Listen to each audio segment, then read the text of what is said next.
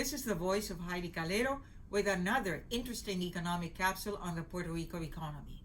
As of today, we should know by now who is the governor of Puerto Rico, but we certainly don't know who is the president of the United States because they are still counting votes, same as in Puerto Rico, but we think that there might be more certainty regarding who is going to be the governor of Puerto Rico for the next 4 years starting in January of 2021. One big challenge that anybody will be facing, be it the governor, the legislature, the municipalities, it's going to be the issue of renegotiating the public debt. After the pandemic of COVID-19, which is still with us, and we don't know how long it's going to take before we finally have a vaccine or at least some resemblance of normalcy back to a recovery in the Puerto Rico economy. That means that we still have to deal with a renegotiation of the public debt, and that is part of the challenges and the task of the Supervisory Fiscal Board, which President Obama signed into law by the PROMESA board back in June 30 of 2016. Don't forget, those of you who want to receive more economic news, to subscribe to the Voice of Heidie Calero in YouTube. So let's dig in with the challenge of public debt. Let me show you that as of June 2016, the government indicated that it had public debt in Puerto Rico amounted to $71.4 billion. That includes the GOs as well as the public corporations as well as the municipalities in Puerto Rico. By December 2018, it had fallen, or it had been reduced by 11%. Remember that Puerto Rico could not issue any new public debt since June of 2016 and even slightly before. So it's just that it started repaying part of that debt, but it could not issue new debt. So it went down to $63.6 billion. And now by September 2019, the renegotiation of the Sales and Use Tax Corporation, COFINA, better known as COFINA, well, it went down to $53.6 billion. Another $1 billion was supposed to be renegotiated in February of 2020, but that's when COVID-19 hit Puerto Rico, as well as in the States, and we are still in that pandemic. And it was proposed that it would reduce the public debt of Puerto Rico to $52.6 billion. And after this COVID-19, the Supervisory Board was very concerned, as we all are, regarding the economic outlook of Puerto Rico and whether it was realistic that Puerto Rico could service this adjustment plan as presented in February 2020 and proposed new terms for the bondholders to be submitted to the Judge Swain for the renegotiation of these terms, and it would reduce the public debt to $47.6 billion. Now, the proposed debt plan of adjustment consisted of the following. It really applies to $35 billion of the Commonwealth debt as well as other unsecured claims and makes 3 significant changes. It would increase cash consideration to the bondholders, it would eliminate the COFINA Junior structure, that debt, and it would lower the debt service with a post-COVID outlook.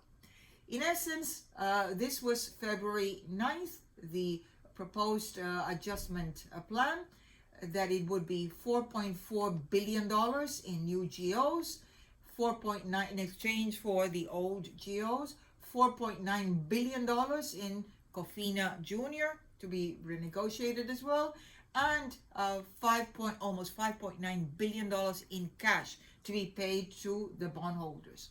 Well, the proposed plan of adjustment of October 2020 that the PROMESA board was submitting was, let's reduce further, and we are going now to have almost $5 billion in new GOs. Let's eliminate this debt of COFINA Junior, and let's enrich a little bit more the cash to be paid to the bondholders. And something interesting was this contingent valuation instrument, which says that if the certified fiscal plan of the Commonwealth government exceeded in its revenue collections more than was certified as per that plan, then these bondholders could benefit from almost $1 billion in terms of this whole renegotiation of the debt, coming to a package of almost $11.9 billion, which was adjusted from the $15.2 billion which was proposed back in February of this year. What happened? Well, this would entail that the recovery rates per selected creditors, say for instance the 2014 GOs, those bondholders would receive 54.5% of its principal. The Public Buildings Authority pre-2011, they would receive 66.7% of the principal with an adjustment of almost 34%. Public Buildings Authority of 2011, almost 66% of principal would be paid, and the Public Buildings Authority 2012 bonds would receive about 61.4%. So all in all, with all the unsecured claims, the board estimated that more or less it would be a recovery rate of about 41%, so an adjustment of almost 60% in terms of principal. This was halted back in November of 2007 by the new member of the board designated by President Trump, Mr. Justin Peterson.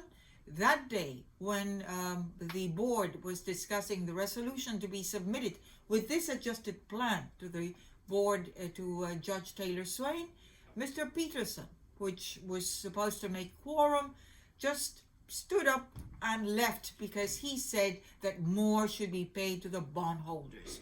So right now there is no adjustment plan that is submitted to Judge Taylor Swain, and the judge said, listen people, you better get your act together, both the supervisory board as well as the bondholders. So I'm giving you until February the 10th, 2021, regardless of who is the governor of Puerto Rico, I need that plan of adjustment to be submitted to me. And so that's where we are, a big challenge. And the elections of who's going to be the president of the United States also has an enormous bearing in Puerto Rico, because we still need more members of the Promesa board to fill the vacancies of those that have left. So the House of Representatives has not yet designated its 3 members, and I think the Senate also needs to designate another member. So depending on the composition, how conservative, how hardline they can be, they are going to be impacting the future of Puerto Rico. So concerned with the outlook of COVID-19, post-COVID-19, the board says we need to renegotiate this public debt, this approximately $35 billion, and it will entail less principal. It will entail a reduction in public debt service to almost $1 billion, and Puerto Rico could, through 2031, because this is long-term, could pay and service this adjustment plan. So we have to wait and see what's going to happen before February the 10th, 2021. So stay in tune, because the challenges are still here for this besieged Puerto Rico economy. Until the next time.